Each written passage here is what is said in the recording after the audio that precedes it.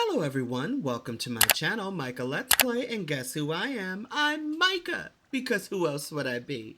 Guys, as you can clearly see, we are now playing Beacon Pine.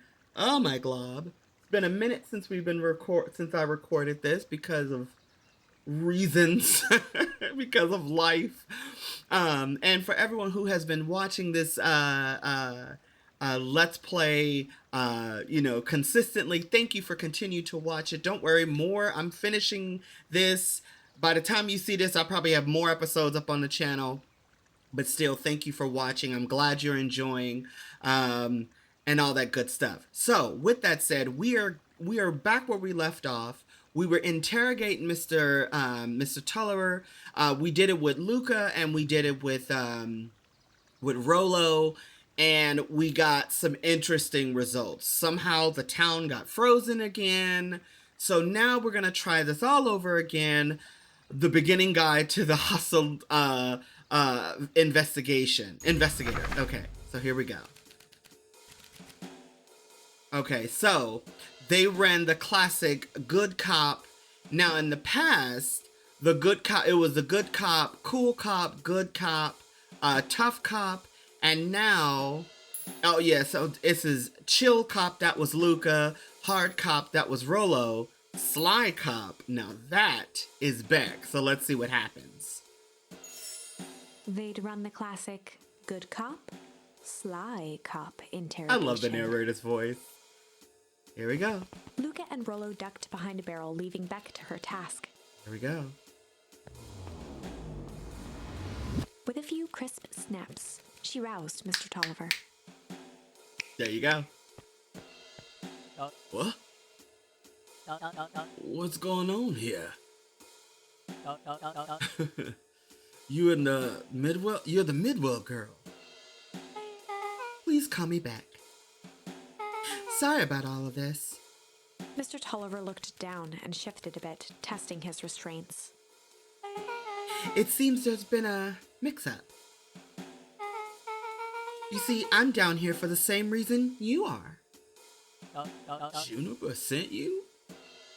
Beck caught herself before letting the surprise manifest on her face. She'd already gotten him to reveal his relation to Gran. This was gonna be easy. This is why we should have had her do this in the first place.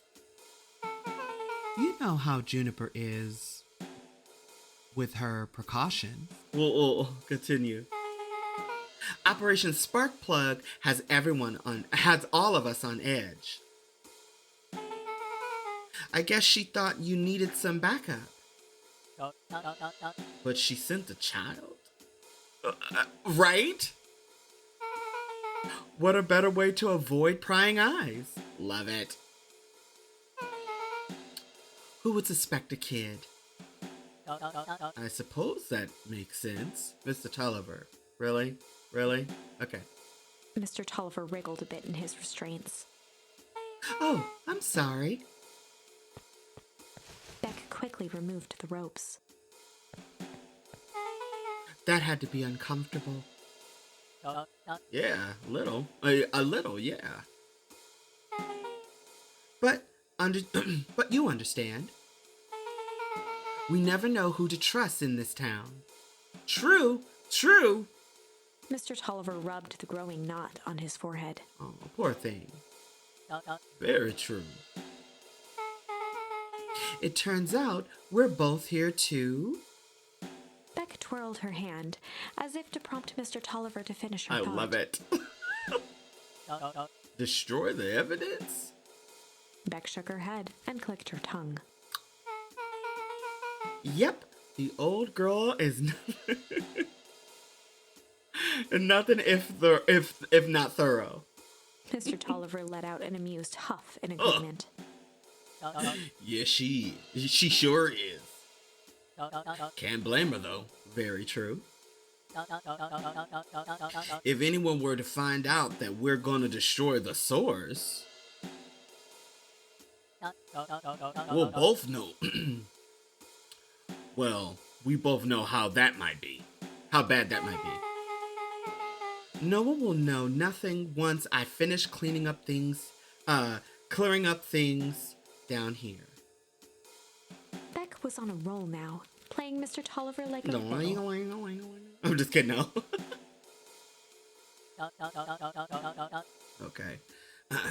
You're sure you can finish up on your own? Juniper trusts me for a reason. Little liar. Okay. You can leave. You can leave the rest to me. Good. There's no. Good. There's one more loose end I need to work on. Loose end?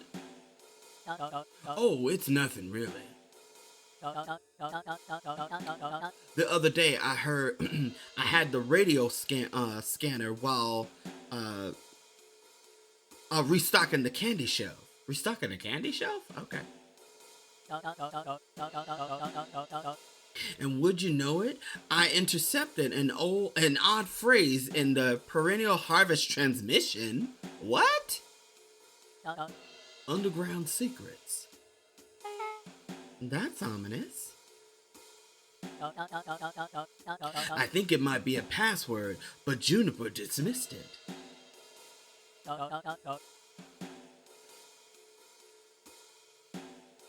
Said it wasn't mission critical. What's the password for? We don't know. So you have a password and nowhere to put it to. Nowhere to put it, excuse me. It's gonna mean something. It's gotta mean something, right? Good thinking. You should probably go work that out. I've got this under control. Yeah, she does. That's a relief. Between you and me, this basement gives me the willies. I love it. Heading for the stairs, Mr. Tolliver hesitated and turned to Beck with a puzzled look. She grinned and gave him a peppy wave. Bye! With a shrug, he continued up the stairs, whistling a jaunty tune. Oh man, she did play him like a fiddle. You guys catch that? Sure did. This whole time, Mr.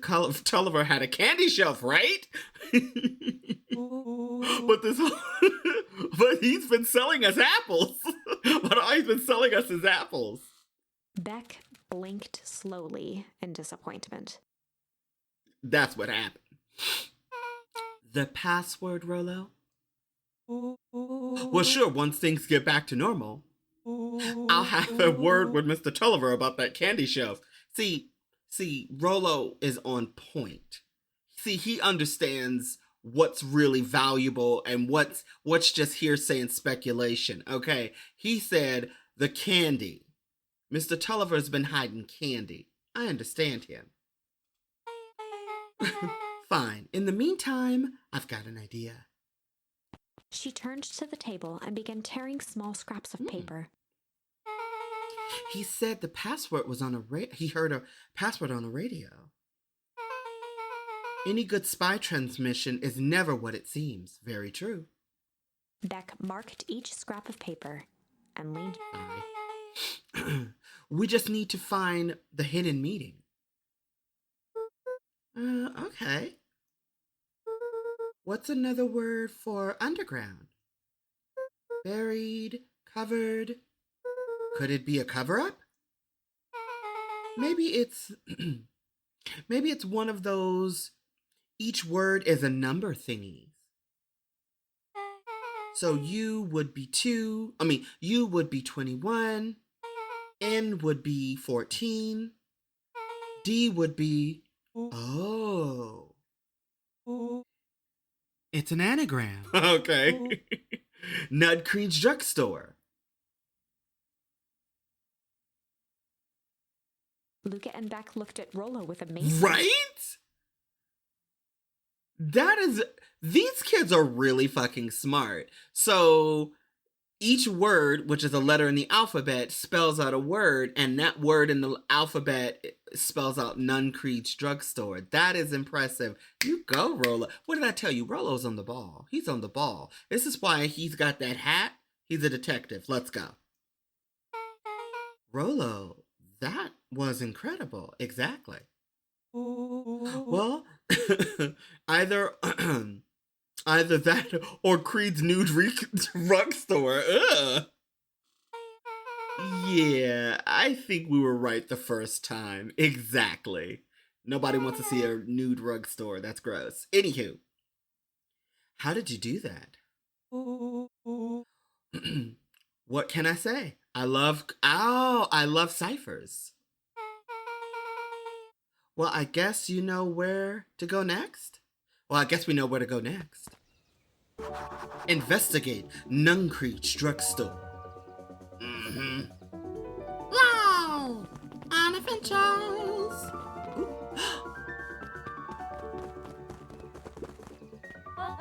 You scared me half to death. Sorry. Have you kids seen Mr. Tulliver around, have you? Silence. Nope. He got me waiting around here like the last slice of pie. I swear that man will be late to his own funeral. Okay, bye! We're off on an adventure.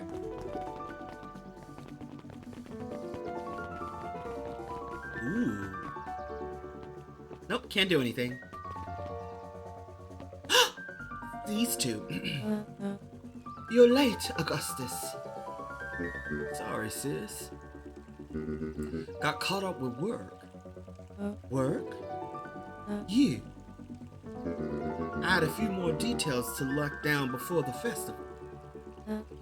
Oh. That what do you do? What do you have to report?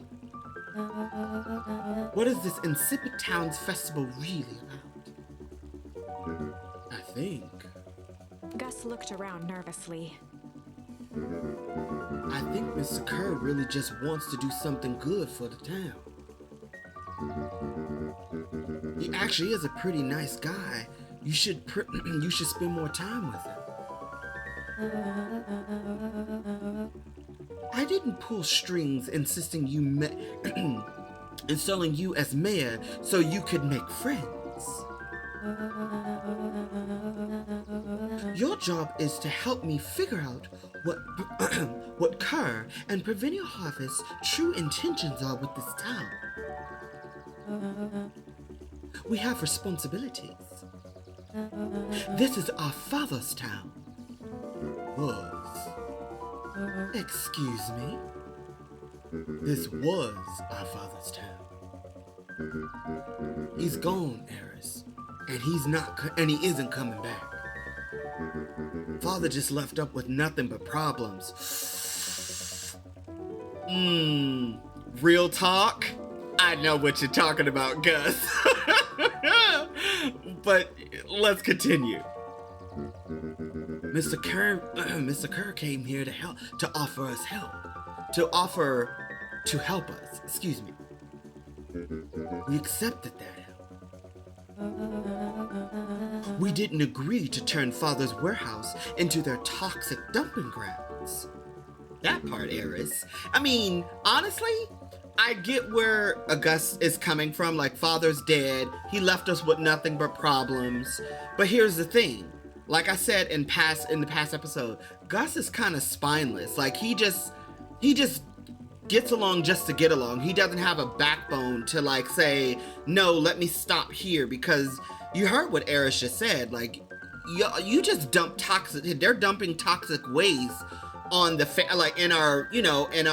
in our father's warehouse. So, and you saw earlier, when Luca escaped the guy in the yellow suit, that there was toxic waste everywhere.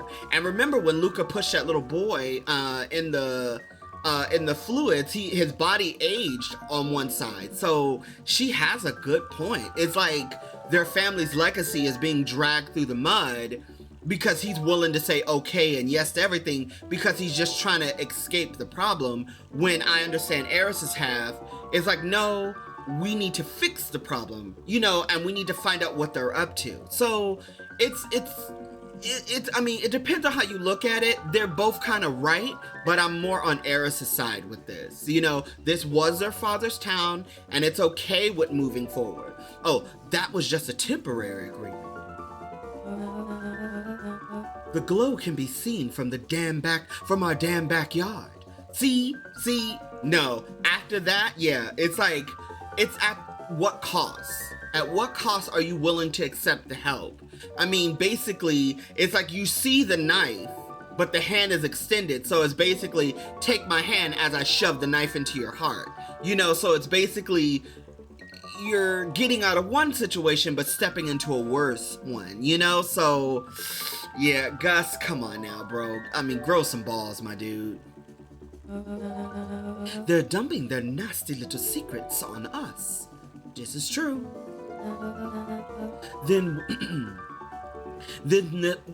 when this all inevitably goes wrong, who do you think will be blamed? Good point, girl. Because everybody's gonna look at the Valentine children, not, and that's usually what happens. A new person will come in, they'll razzle dazzle everybody, shit falls apart, and they blame the people who were there first versus the one in play now. And I've seen that happen far too many times. Eris, yes, queen, I'm with you. Eris's cry hung I in know the the hell air. it did. We have a new chance to start to make now, sis. Really, Gus? Really? Did you not just hear what your sister said? I understand why she's looking at him that way. Really, dude? I mean, he's really just this is what you would call a soup hound. It's a southern term for a dog that will just go to anybody. As long as you have food, they'll just go to you. And there's nothing wrong with that if that's how you trained your dog or whatever. But a soup hound is not a good guard dog. They won't stand and defend. You hand them food, they'll do whatever you say. And it's like, that's basically what Gus is. He's a spineless soup hound, which is really sad. This town is going to change whether we like it or not. That is actually very true. But at the same time, you know, is what you're doing worth the change that's happening? You know, in order for change to happen, you must be the change you want to see. You can't just allow change to happen and not try to, especially if you see change going in the wrong direction, you can't just idly sit by and do nothing, because that's how everybody gets hurt. You have to stand for something. Otherwise, you stand for nothing, and in result, this bull crap. Are we just going to choose to be a part of the past? I mean, are we going to choose to be a part of the future? Yes, but at what cost, Gus? That's the real question. Or be forgotten in the past? See, and that's another thing. People are so worried about being forgotten. It doesn't matter if you're forgotten. It's what you're doing now. You know, and if you do great things now, people will remember you for years to come. But it's what you do now, it's how they will remember you. And that's what he's failing to see. It's a shame. Father named you Augustus, but you'll always remain a Gus. Touche, queen. Good night, Eris. I'll see you at breakfast tomorrow. Bitch. Like, really? Really, my dude? It's getting late, children. I think I gave her a British accent before, and if my accents keep changing, it's because I'm not consistent with the videos, so I do apologize. Hope you like my new Eris voice. Oh wait, the lady is still reading. Hold on. What's she reading, girl? Spill. Knowledge. He spat with a sneer. There exists a gulf between knowing something, right? And being able to do a damn thing about it.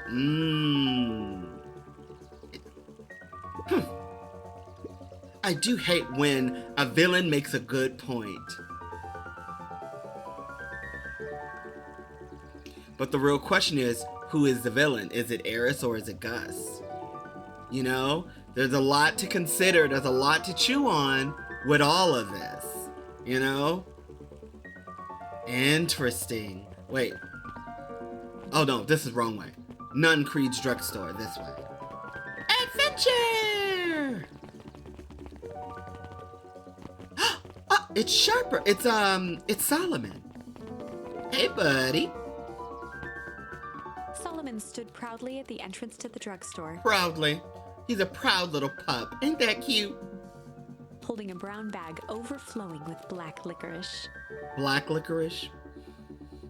That's for people who enjoy black licorice. My father-in-law loves black licorice. I prefer the red licorice because that's where it's at. But licorice is not my first choice of candy, I'm just saying. Hey, Solomon. We're looking for Mr. Nuncreed. Is he still in there? I'm afraid not. Then where did you get the candy from? You might say we have an agreement. Solomon shoveled a surprising amount of licorice into his mouth. Kids, they're so cute. Sometimes it's the small pleasures in life. Though we may not always have family to rely on. That is sad that a little kid would feel that way. Like, I can't rely on my family. Because, as a child, your guardians, your parents, whoever it is, the person that your caretaker, you should always feel like you can rely on them. And it's really sad that this child does not feel that way. Licorice has never let me down. Well, I can't say licorice would be my first choice. But whatever floats your boat. There you go, buddy. You can tell a lot about a person by their choice of confectionery. Really? What does it say about you? So question. What kind of confectionery are you into? What kind of sweets do you like? Like, that's an interesting question. Well, I'm a gummy person. I like gummy candies. I like fruity candies. Nothing wrong with chocolate at all, but I rather have fruity, flavorful gummy candy. So what does that say about me? I'm squishy and delicious? Well, not literally, but you know what I mean. Oh, well, I guess. I like sour gobs. Right? You go, Rolo. I kind of like sour candy, too. I'm certain you do. I mean, these bitches throwing shade. I love it. Well, these kids are throwing shade. I always wonder why Mr. Nuncreed kept licorice in stock. You must eat enough of it, wow, to make it worthwhile. There are more ways to earn loyalty. Excuse me. There are many ways to earn loyalty. Very true. For some, it's as easy as cold, hard cash. Cha-ching! Solomon out. Well, he's right. It's locked. Ah, my ear.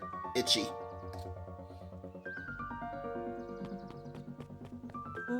There's gotta be more clues. Very true.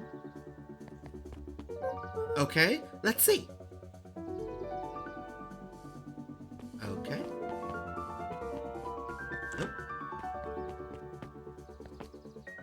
Ooh, I just found the phone book. Have you ever seen anyone actually use this thing? Well, just so you know, kids, a long time ago, there was a thing called phone booths.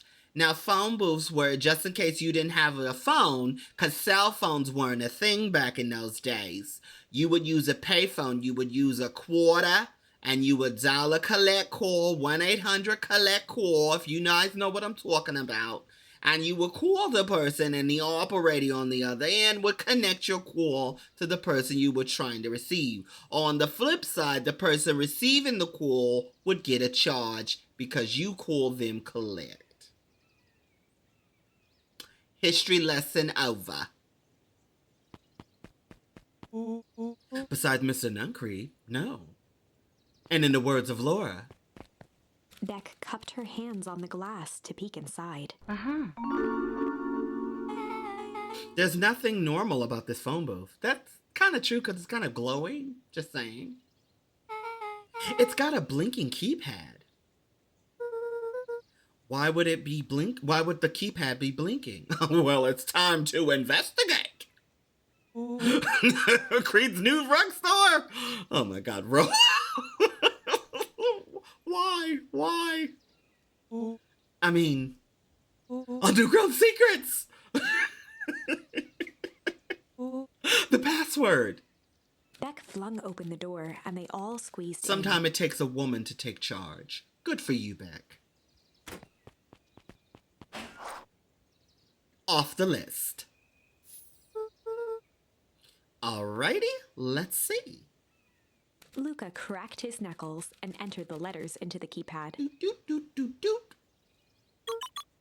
And I you made the sound effects. I love it. Underground Secrets.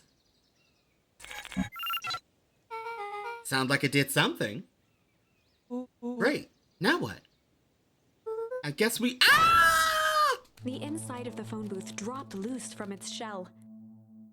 Without even the space to panic, they closed their eyes, held their breath, and accepted their fate. Oh, wow. Suddenly, the chaotic descent slowed to an effortless landing. Wow. It was unclear where they ended up, but at least it was solid ground. Facts. The air was stagnant and smelled vaguely of chlorine. Do you guys see what I see in the corner of the screen? I knew it! You knew that there was a secret hub full of storage tubes underneath the phone booth? That part. That part. Of course I did. Didn't I say that? I love you, Rolo. Rolo, you are the MVP. No. I definitely thought it. Luca, don't you remember when I said that it would be cool if it would be in the transdimensional conduct from Hank Atomic issue 12 was real? Rolo, at one point or another, you've said that about every technological ever discussed in Hank Atomic. Very true. Well, I don't know, but I'm going to take Luca and his look of smugness as fact. That's why I'm such a good predictor. Touche. You go, Rolo. Looks like these have something written on them. Well. Oh, we can investigate them. Okay, let's see what this says. Oh, mini Operational Alpha? Operation Alpha, sorry. You guys have mines here? Mining Operation Alpha, excuse me. Not that I know of. Interesting. This town is full of farmland and fertilizer. Well, it's all farmland, farms and fertilizer. Ew. And secret tubes, right? Pa always says you can only trust a miner up until the point where they hit gold. Okay, I don't know what that means. I'm not sure how that wisdom applies to this exact situation. Yes, thank you, Beck, because even I was like, Anywho, okay, thank you, Beck. That's the thing about Pa. You don't know what you realize. You don't always realize what he means until it's too late.